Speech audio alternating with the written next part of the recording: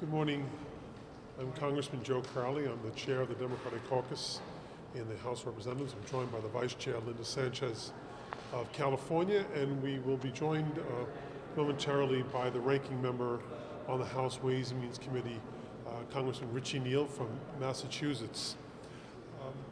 First and foremost, let me say that speaking on behalf of myself, and I'm sure Linda would also like to share thoughts about the shooting in Texas this week. Our thoughts and prayers once again go to the victims and their families. The idea that an infant child was killed, a pregnant woman was killed, little children were killed, dozens of people killed once again in a tragic event in Texas. Many of us here feel very helpless because of the inability to act, to help to protect human life throughout the country when it comes to gun violence. Just a couple of weeks ago, dealing with the issue of Nevada, Las Vegas shooting. It seems almost weekly now we have a moment of silence for victims of gun violence, massive massacres in parts of the country. When it'll end, we don't know if it will ever end. But what I do know that seems endless is the Congress's inability to act to bring about some type of effort to curtail what is really a public health crisis. We are also deliberating right now the Republican tax scam. I'd like to call it a plan, I'd like to call it something else, but it's simply a scam. It's taking from the poor to give to the rich. It is borrowing against the future of America. Between $1.5 trillion and $2.6 trillion. What I can say to you is that 45% of middle-class Americans between now and 2026 will see a tax hike. Many families, many middle-class families in New York will see a tax bill of more than $1,200 a year on average.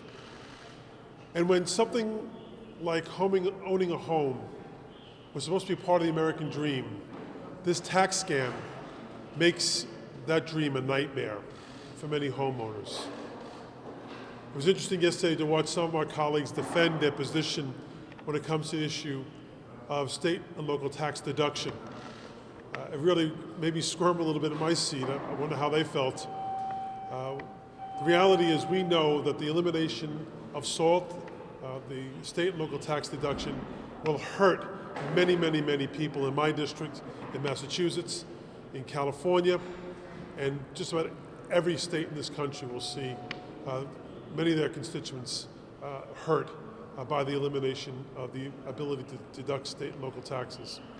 We know that pertains as well to the inability under the Republican tax scam to deduct interest on student loans, to deduct interest on medical expensing, and the list goes on and on and on. We stand ready to work in a bipartisan way to bring about common sense changes to the tax code. We haven't been invited yet to do so, but I know the ranking member is willing to do that as well. I hope that at some point our Republican colleagues come to their senses and understand this bill, this tax scam bill, is not good for America. And we wait for their coming to that reality and including us. Let me turn now to the Vice Chair of the Democratic Caucus, Linda Sanchez. Thank you. Mr. Neal, would you like to go? Yeah. I'm going to allow our ranking member, Mr. Neal, to speak before me. He has to open the session of the second day of the markup of the tax bill. So, Mr. Neal. Thanks. One of the things that the majority did here was they advertised this tax reform package as simplicity. When you have a chance to sift through it, it adds to complexity. Coupled with the fact they take away, I think, many of the stimulant effects of what sound tax policy can do, including new markets tax credits and historic tax credits, and they also, I think, limit the ability of local officials by taking away the state and local tax deduction, of which 32% of my constituents directly benefit. I can't tell you how many places across America the New Markets Tax Credits has worked very effectively. And at the same time, I also think that across the South, the number of historic settings that would benefit if they kept the historic tax credit is also a reminder of the fact that I've repeatedly pointed out that they keep trying to squeeze a size 12 foot into a size 7 shoe. And I think that levels of complexity, more concentrated wealth, and clearly they've missed the argument when they keep saying that the middle class is going to enjoy broad-based tax relief.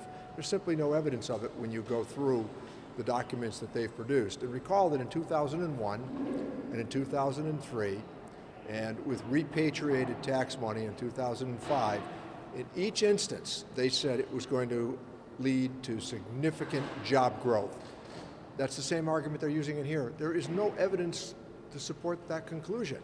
There could be a sugar high for a year or so, but this idea that they again advertise that they're going to witness economic growth north of 3 or 4%, it doesn't stand up under any sort of magnifying glass evidence. And I do have to get back in there if it's okay. So, Linda, do you want to expound a little more? Sure. If I could just say that the Republican tax plan is a fiasco for middle-class families. As much as they want to sell it as middle-class tax relief, the fact of the matter is that most of the provisions that they're proposing either are eliminated or lose their value over time for middle-class families. But the bill continues to be more and more generous for the wealthiest Americans, those in the top 1%, the millionaires and billionaires. And I'm just going to give one small example. So they've made this great argument that they give a $300 deduction to a filer and to their spouse. Well, that phases out after 5 years, they eliminate that. And that's one of the so-called middle-class tax benefits. But about the time when they eliminate that for middle-class families, that's when they allow millionaires and billionaires to pass their estates without any tax whatsoever. So a billionaire can pass billions of dollars on tax-free at the same time they are yanking the rug out from middle-class families. Now, the fact of the matter is this bill is not balanced. There's no proportionality. They talk about how every quartile sees a tax cut, but if you look at in proportion to income, the people who make out under this bill are the people who need the help the least. And the real people who are going to suffer under this tax fiasco are middle class and working class families that are struggling to get by. Now, they can sell it any way that they want, but facts are facts. And the fact is that while they increase the standard deduction, they take away many of the provisions that middle class families rely on. Things like being able to deduct student loan debt, things like adoption deduction if they adopt children, things like teachers being able to deduct the cost of materials that they buy for their classrooms so that their kids can learn. Families with high medical costs. If you're a family and you have a particular family member with cancer who has to be in and out of treatments, they remove those deductions. So on balance, all of those families are worse off. And the people who really gain under this are large corporations. They're willing to put this country in trillions of dollars of debt. They're willing to give trillions of dollars of tax relief to millionaires, billionaires, and corporations. And then when they've racked up all this debt, they're going to come back and say, oh my gosh, we've got so much debt. We have to cut Social Security and Medicare, all investments in infrastructure, investments in education, all of the things that middle class families rely on to have a fair shot to get ahead. So we are in the process of trying to make this awful bill better. It's been a completely partisan process. They've not reached out to us at all. We expect that most all of our amendments, if not 100% of them, will be rejected because they're not interested in crafting good policy. They're interested in scoring a win for their big dollar donors so they can do a victory lap and announce that they've actually managed to accomplish one thing this entire year. So we want the American people to know you're being lied to blatantly. This is not something that is going to help middle class families. don't buy into it. They are going to give middle-class families a shiny new dime. They're going to say, here, this is your tax relief, while they allow corporations and millionaires to shove hundreds of dollars in their pocket and walk out the door laughing. We're not standing for that. We're fighting every step of the way, but we want the American people to know who's really fighting for them. So once again, we have a bill that caters to the needs of special interest corporations as well as the rich and wealthy and most powerful in this nation at the expense of the middle class. It opens up the debt once again between $1.5 and $2.6 trillion and even more over the next 20 years. And it does nothing to promote job growth here in the United States and continues to incentivize growth overseas. We believe that that's a formula for disaster for America and not for progress. And with that, we'll open up to questions. Effectively allowing the state and local tax division is basically having low tax states subsidize the high tax states. Well, in many respects, a state like New York and California, we're donor states. We don't get back every dollar that we give to the federal government. Many of the states that are described as receiver states get back more than they give to the federal government. We were all given a good lesson yesterday by Congressman Brian Higgins from New York as to how the issue of state and local tax deductibility came into place in the first place after the Civil War, and the need to pay off those debts that the nation had incurred.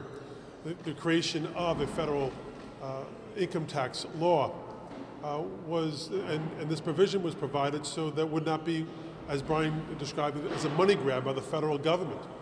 And all our colleagues who talk about states' rights, this really is the epitome of states' rights, the autonomy of states to conduct their business and not be imposed upon by the federal government. And that's exactly what's happening here. We've had members of the New York delegation on the Republican side who are defending their vote to take away state and local tax deductibility. I guess the 7 Republicans who voted to preserve it were wrong. And the 2 Republicans in New York State, Mr. Collins and Mr. Reed, they must be right. Everyone else in New York State is wrong, but these 2 gentlemen, they get it right, but no one else does. I think it's astonishing that every Republican member from California voted to eliminate state and local tax deductions. I don't know what their constituents are thinking. I don't know what they're thinking, but I certainly know what their constituents are thinking. But if their middle class constituency is thinking, they're going to know that they're being scammed right now. Linda? Yeah, I would just add that for a state like California, eliminating a state and local tax deduction is basically a kick in the teeth to all families. Cost of housing is high, and people rely on that. The average person claims about $18,000 in state and local tax deductions. And if they eliminate that, many, many families are going to see a huge tax bill at the end of the year. This includes middle-class families and even low-income families. It affects everyone. And I can't believe that my colleagues, particularly in the southern half of the state where cost of living is high, Mimi Walters, Ed Royce, Dana Rohrabacher, that they're perfectly fine with throwing that additional tax burden on their constituents and yet turning around and telling them that they're cutting taxes for the middle class. It's a lie. And I think people just want their government to be honest with them, and what the Republicans are doing is dishonest. It's disingenuous, and it's meant to mislead. This isn't providing middle-class families with tax relief.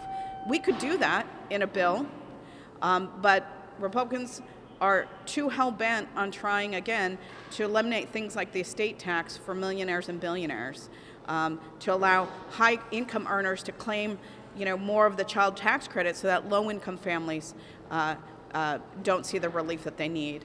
And it's bad policy, but they're insistent on going it alone, and we'll see what the American people have to say about it, because I expect they'll be hearing from their constituents once they know what is in that bill.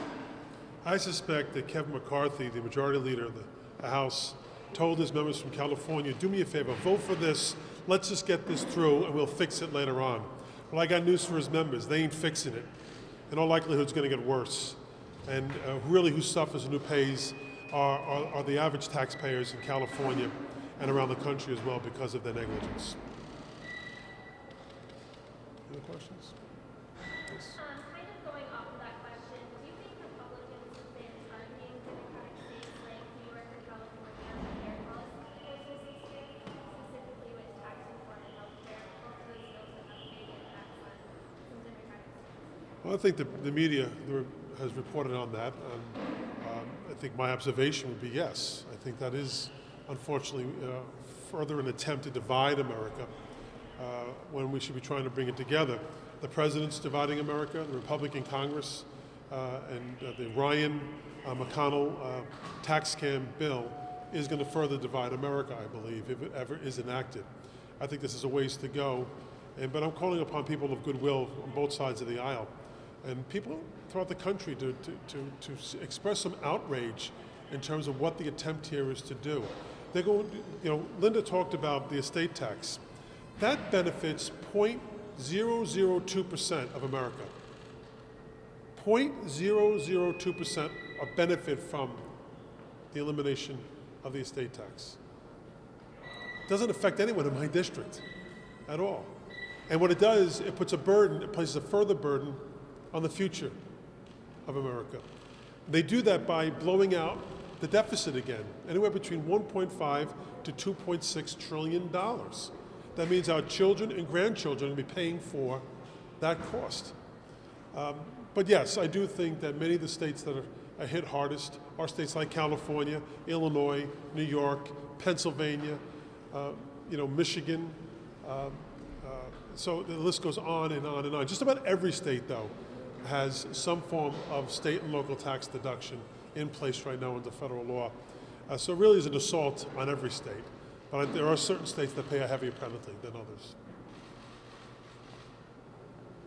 Any other questions? Thank you. Thank you all very much.